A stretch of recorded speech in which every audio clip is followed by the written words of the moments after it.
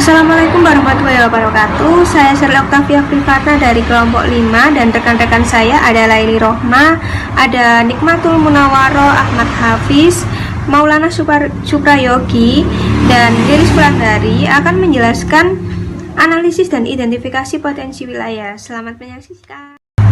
Yang pertama kita bahas konsep basis ekonomi, bahwasannya laju pertumbuhan ekonomi dilihat dari peningkatan ekspor wilayah tersebut. Pada konsep basis ekonomi terdapat dua, yaitu sektor basis dan sektor non basis. Sedangkan untuk sektor non basis sendiri mempunyai kewenangan untuk mengekspor barang atau jasa ke daerah lain. Sedangkan untuk sektor non basis, yaitu sistemnya terikat terhadap kondisi ekonomi tersebut dan tidak bisa berkembang melebihi pertumbuhan ekonomi wilayah.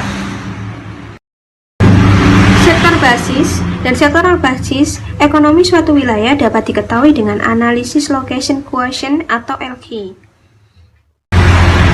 Yang ketiga yaitu analisis PDRB atau Produk Domestik Regional Bruto, yang memiliki artian bahwasannya jumlah nilai tambah bruto yang dihasilkan oleh unit usaha dalam suatu wilayah domestik atau jumlah hasil seluruh nilai barang dan jasa akhir yang dihasilkan oleh seluruh kegiatan ekonomi dalam suatu wilayah atau BBS.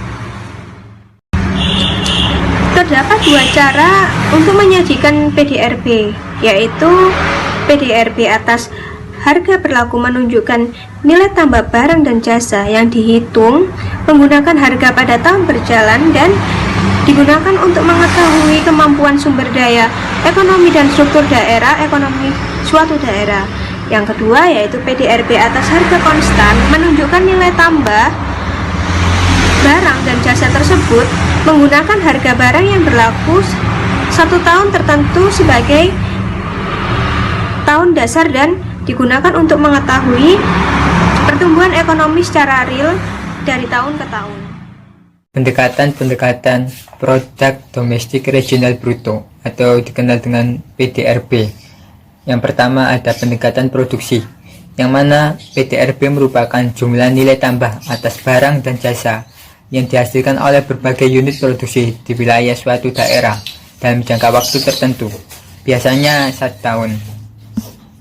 Kemudian ada pendekatan pendapatan, yang mana PDRB merupakan jumlah balas jasa yang diterima oleh faktor-faktor produksi yang ikut serta dalam proses produksi di suatu daerah dalam jangka waktu tertentu, biasanya juga 1 tahun. Kemudian yang terakhir, yang ketiga ada pendekatan pengeluaran, di mana PDRB adalah semua komponen permintaan akhir yang terdiri dari ada pengeluaran konsumsi rumah tangga dan lembaga swasta nirlaba, ada konsumsi pemerintah, ada pembentukan modal tetap domestik bruto, ada perubahan stok, dan juga ekspor neto. Analisis location question atau disingkat dengan LQ. Analisis LQ merupakan suatu analisis yang digunakan untuk mengetahui sejauh mana tingkat spesialisasi sektor-sektor ekonomi di suatu wilayah, yang memanfaatkan sektor basis atau leading sektor. Location question menghitung perbandingan share output sektor I di kota atau kabupaten dan juga share out sektor di provinsi. Pendekatan dan rumus LQ. Rumus matematika yang digunakan untuk membandingkan kemampuan sektor-sektor dari wilayah. Ada dua pendekatan. Yang pertama ada pendekatan tenaga kerja dengan rumus LQ sama dengan LI per LT dibagi NI per NT. Kemudian yang kedua ada pendekatan nilai tambah atau pendapatan. Rumusnya yaitu LQ sama dengan VI per VT dibagi YI per YT, yang mana hasil dari perhitungan dari formulasi di atas menghasilkan yang pertama, jika LQ lebih besar dari 1, maka komunitas itu menjadi basis atau menjadi sumber pertumbuhan. Komunitas memiliki keunggulan kooperatif. Hasilnya tidak saja dapat memenuhi kebutuhan wilayah bersangkutan, akan tetapi juga dapat diekspor ke wilayah luar. Kemudian, jika LQ sama dengan 1, maka komunitas itu tergolong non-basis, tidak memiliki keunggulan kooperatif. Produksinya hanya cukup untuk memenuhi kebutuhan wilayah sendiri dan tidak mampu untuk diekspor. Kemudian, jika LQ kurang dari 1. Komoditas ini juga termasuk non-basis. Produksi komoditas di suatu wilayah tidak dapat memenuhi kebutuhan sendiri, sehingga perlu pasokan atau impor dari luar. Dan metode LQ dalam mengidentifikasi komoditas unggulan, antara lain, yang pertama, LQ merupakan suatu alat analisis yang digunakan dengan mudah dan sederhana, serta cepat penggunaannya. Yang kedua, LQ dapat digunakan sebagai analisis awal untuk suatu wilayah, kemudian dapat dilanjutkan dengan alat analisis lainnya. Yang ketiga, perubahan tingkat spesialisasi dari setiap sektor dapat pula diketahui dengan membandingkan LQ dari tahun ke tahun. Kemudian yang keempat dan yang terakhir ini, penerapannya tidak memerlukan program pengolahan data yang rumit. Penyelesaian analisis cukup dengan spreadsheet dari Excel atau program Lotus jika datanya tidak terlalu banyak.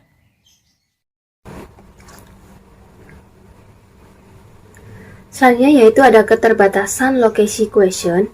Yang pertama, kesederhanaan LQ dituntut akurasi data, sehingga apapun hasilnya tidak akan memiliki banyak manfaat karena datanya tidak valid.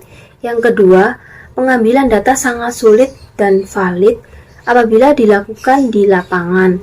Yang ketiga, delineasi kajian wilayah, di mana dalam penetapan batasan wilayah yang dikaji tidak jelas, sehingga hasilnya terlihat tidak jelas ataupun aneh.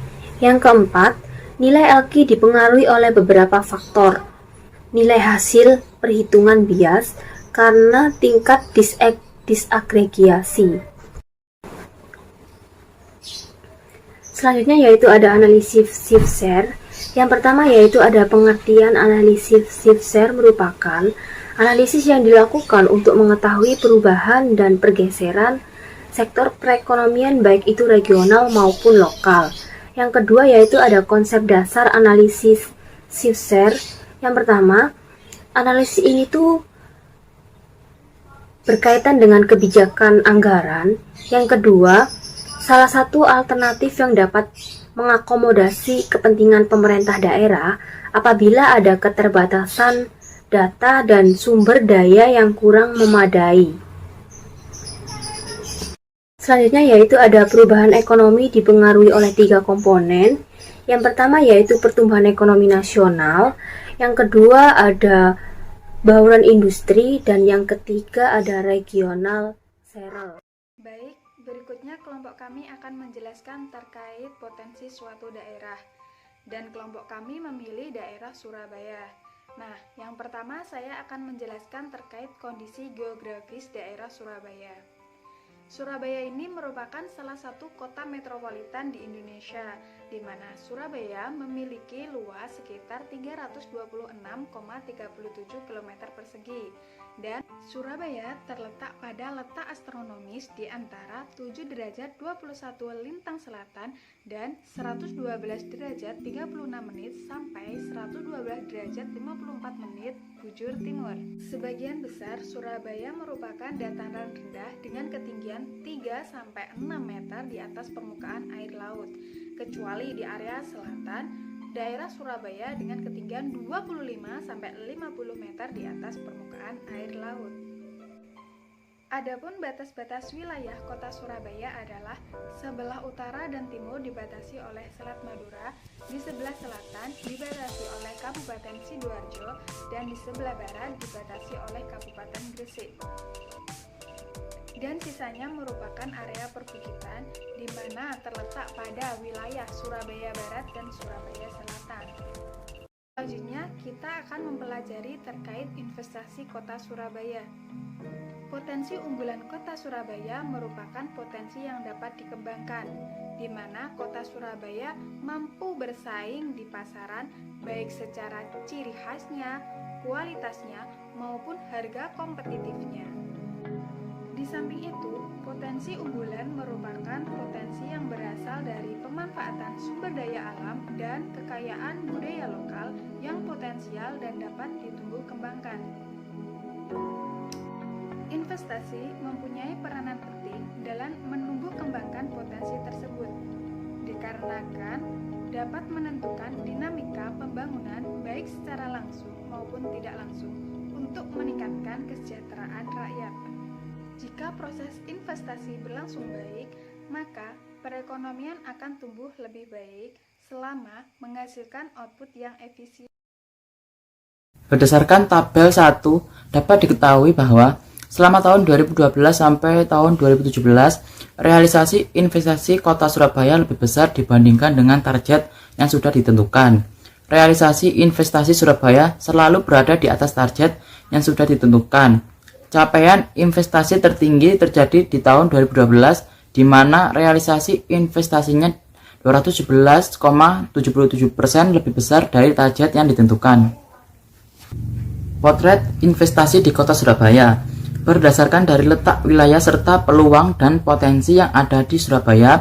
Tidak salah jika Surabaya memiliki potensi sentral yang menjadikan Surabaya sebagai pintu gerbang bagi masuknya arus investasi barang atau jasa antar daerah yang pada akhirnya bertujuan untuk peningkatan kesejahteraan masyarakat di Jawa Timur, khususnya warga Surabaya pada khususnya.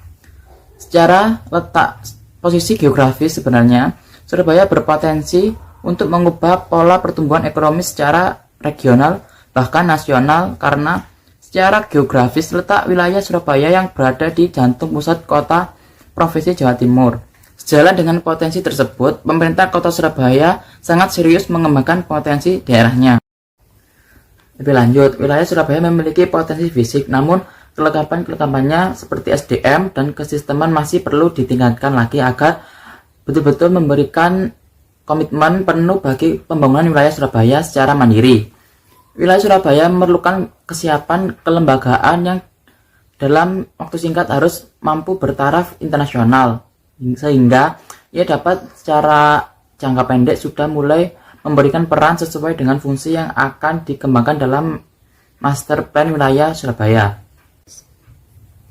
Wilayah Surabaya harus dapat diintegrasikan dalam sistem kepelabuhan yang ada di wilayah regional maupun nasional, bahkan harus dapat dikaitkan secara internasional dengan wilayah-wilayah pelabuhan internasional lainnya. Selanjutnya, memerlukan perhatian khusus dan rencana jangka panjang yang dapat dijabarkan dengan tahapan pembangunan di mana akan dapat mengantisipasi dampak lingkungan yang merugikan secara jangka panjang, sehingga wilayah Surabaya dapat berkembang secara benar dan berkelanjutan. Wilayah Surabaya harus dapat diintegrasikan dalam sistem kepelabuhan yang ada di wilayah regional maupun nasional, bahkan harus dapat dikaitkan secara internasional dengan wilayah-wilayah pelabuhan internasional lainnya. Selanjutnya, memerlukan perhatian khusus dan secara jangka panjang yang dapat dijabarkan dengan tahapan pembangunan di mana dapat mengantisipasi dampak lingkungan yang merugikan secara jangka panjang, sehingga wilayah Surabaya dapat berkembang secara benar dan berkelanjutan. Kebijakan yang strategis yang dapat dilakukan oleh pemerintahan Kota Surabaya adalah dengan mengembangkan sektor yang potensial di Kota Surabaya. Apalagi dapat kita ketahui sendiri bahwa Surabaya merupakan pusat dari pertumbuhan ekonomi di Jawa Timur. Dan itu ditunjang oleh potensi, fasilitas, dan juga letak geografis Surabaya yang sangat strategis. Nah, maka apabila dilakukan pengembangan sektor-sektor yang potensial di Kota Surabaya akan menyebabkan perekonomian dapat berkembang dengan baik. Sektor-sektor tersebut dapat berupa sektor transportasi, sektor penunjang akomodasi, dan juga sektor informasi. Dilihat dari struktur perekonomiannya Kota Surabaya saat ini, Kota Surabaya dominan pada sektor yang sekunder dan tersier, dan lemah pada sektor primer. Hal ini dikarenakan Surabaya hanya memiliki peranan pada pembentukan PDRB Kota Surabaya kurang dari 1%. Lalu, mengenai strategi percepatan investasi di Surabaya, dapat dilakukan oleh pemerintahan pusat maupun pemerintahan daerah Kota Surabaya, khususnya basis sektor yang didominasi oleh sektor tersier. Harus lebih dikembangkan lagi, yaitu dengan cara memberikan dana insentif untuk investasi. Selain itu, yaitu memberikan akses pembiayaan kepada pengusaha UMKM, dan juga selanjutnya harus dilakukan